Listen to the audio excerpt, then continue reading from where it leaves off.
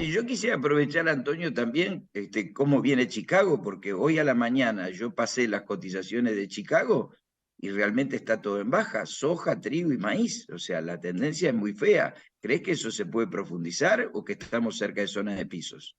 No, bueno, a ver, temporalmente, como siempre, yo creo que vamos a encontrar lo que le llamas bien el famoso rebote de gato muerto en algún momento, ¿no? Entonces el mercado viene bajando, en algún momento choca con cierto piso, rebota un tanto y sientes que es la esperanza de que regresas a algo y después el mercado se viene abajo. La realidad es de que el día de hoy, ¿cómo le dices a un fondo que está vendido, a un especulador que está vendido trigo, que se salga de su posición vendida, que es un riesgo? Se lo dices tal vez con el susurro de que el tema del Mar Negro no se reactiva, dice que Rusia, si no le reconectan algunos bancos al SWIFT, no va a tener capacidad de estar inspeccionando barcos y se va a detener ese flujo comercial. Y eso ya no le espanta a nadie. La verdad es que no le espanta a nadie, absolutamente a nadie. Yo, si haces cuentas, y hoy lo vamos a hablar en un comité de crisis en México que vamos a tener en la tarde, pero si haces cuenta, el maíz brasileño en México aterriza increíblemente más barato que el maíz norteamericano. Y mira que en Estados Unidos tienes trenes unitarios de 110 vagones que llegan a estaciones carrusel, descargan, ni así les puedes romper todo el tipo de competitividad. Entonces, la realidad es de que nos vamos a enfrentar a una situación muy distinta en donde la demanda, que todo el mundo presume que va a ser ese consumo, es una demanda que no se va a manifestar a la velocidad como mucha gente ve y dice. La población animal en muchos lugares neurálgicos no es tan grande como mucha gente piensa. Los márgenes para muchos ganaderos se mantienen porque hay escasez de animales, como en España, que hay poco cerdo, y lo mismo pasa en restos de Europa, pero menos animales hay. En Estados Unidos la cantidad de ganado que existe es la segunda más baja en engorda de los últimos 6 años.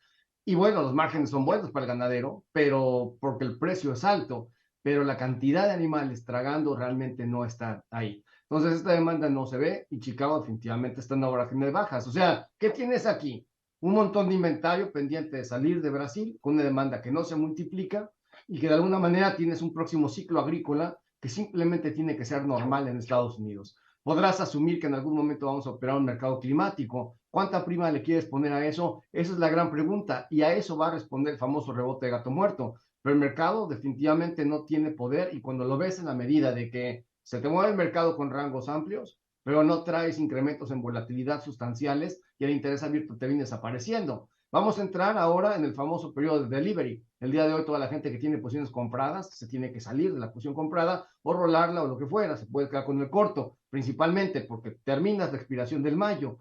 Y vamos a ver cuánta mercadería se pone en el sistema de entregas, en este famoso delivery, que nos va a estar calificando spreads y cosas así. Entonces, digo, si nos metemos en la crónica de Chicago, hay cosas que no hacen sentido de ninguna forma, pero que la tendencia de momento, y lo hemos venido diciendo hace 4 o 5 comités de crisis, la tendencia es bajista. Si crees que el precio en dólares es bajo y el día de hoy no te gusta, se va a poner peor y venimos en esa y no tienes cómo rescatarla mientras el consumo no se te active y no tengas una secuencia en el mundo que sea conductora de negocios. Y el día de hoy, por donde volteas, tienes problemas de destrucción de demanda. O sea, que China y Estados Unidos se pongan a estar peleando, bueno, pues eso no es algo que crea más demanda. Y que China haya cancelado esas 320 y tantas mil toneladas de maíz norteamericano, no es el volumen lo que importa, es la nota. En teoría, China te está diciendo, no te voy a comprar todo lo que me estás esperando que llegue a comprar, y eso es lo que ha traído al maíz, siempre con la imaginación de que viene algo de demanda, y simplemente esa cancelación es un dejo de que no van a ir por Estados Unidos, van a seguir haciendo Sudáfrica, van a seguir haciendo Ucrania, con lo cual yo creo que lo del corredor del Mar Negro no se va a detener, y especialmente ahora que China ha mandado un enviado, ha mandado un propio a estar charlando con Ucrania, Rusia, para ver ceses al fuego y cosas así. Entonces, vaya, abasto de grano hay, me parece que peligro de ese lado no hay, y la producción pues se va a empezar a reproducir y de alguna forma a rellenar inventarios donde crees que no ibas a tenerlos, ¿no? Yo- Antonio, te pregunto por el petróleo, porque muchas veces la gente de Chicago Mercantile Exchange habla del tema del petróleo, su correlación con los granos, vos lo haces también. En algún momento se habló de un divorcio del petróleo y los granos porque había que seguir la gasolina, pero ¿cómo ves esta relación petróleo? El petróleo también está planchadísimo. Bueno, más allá de que te vayas a la situación del petróleo granos, tienes que ver lo que está sucediendo con el crack spread como tal. El crack spread es que tomes petróleo y lo conviertas en subproductos, ¿no? Propios de la energía fósil, sea gasolina, combustóleos, famoso heating oil o diésels o lo que fuese, y después de ahí la petroquímica que sigue. Y entonces tú te vas a ver, estos márgenes en Europa se han colapsado, los márgenes del crack spread en Estados Unidos ha venido abajo fuerte, en Singapur está hecho pedazos. Entonces, la inercia propia te está hablando de que el consumo sobre los energéticos en sí mismos no está ahí. Ahora, con el tema de granos, y esto sucede siempre también, con clichés que hemos tenido que funcionan cuando funcionan y definitivamente cuando no le buscamos otra vuelta, pero a veces se alinea la situación del petróleo con el tema de los commodities agrícolas y a veces se alinea también el dólar con los commodities, a veces que simplemente la correlación no funciona. Entonces, esto que teníamos en el pasado, como decir, lo que pasa es que, bueno, si el dólar se fortalece, los commodities tienden a bajar y viceversa. En el petróleo tratamos de seguir esa línea, pero el petróleo tiene la condición energética de ponerte un poco de potencia con la semejanza hacia el biocombustible, principalmente, sea el etanol o sea el famoso biodiesel. Y el famoso biodiesel, honestamente, en Estados Unidos tenemos problemas serios. La industria petrolera, y esto lo hemos platicado brevemente, pero es un tema muy estratégico, la industria petrolera del mundo tiene un negocio gigantesco relativo a lo que es el biocombustible, que es un negocio chiquitito, en términos de dólares, en términos de volúmenes.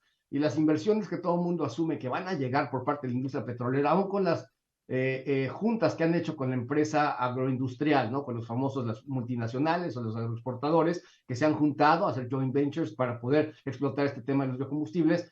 Cuando veas un comercial en la televisión de estos de ExxonMobil o de BP o que hablen de los biocombustibles, de energía verde, todo sale verde, matraces con líquidos verdes y ellos salen con sus batas y sus lentes, no es que tengan un departamento de investigación y desarrollo, tienen un departamento de marketing y es muy distinto. Entonces, van poniendo la pauta, pero la tracción real no está dando. Y en Estados Unidos se han invadido, llegado cantidades brutales del famoso UCO, que es Used Cooking Oil, o que es el aceite de desperdicio de cocina que viene de China. Entonces traes estos aceites recuperados, desperdiciados de fritura, de lo que fuera, se procesa ese biodiesel y empiezas el día de hoy a tener todo el caso contrario en el biocombustible. Cuando antes no querías deshacerte del aceite y decías que el aceite iba a ser escaso, que no iba a haber, que ibas a moler por aceite, el día de hoy las fábricas están ofreciendo aceite en cantidades importantes, a descuentos grandes y en diferido, te están ofreciendo paquetes de compra de un año, cosa que no sucedía antes de esta fiebre.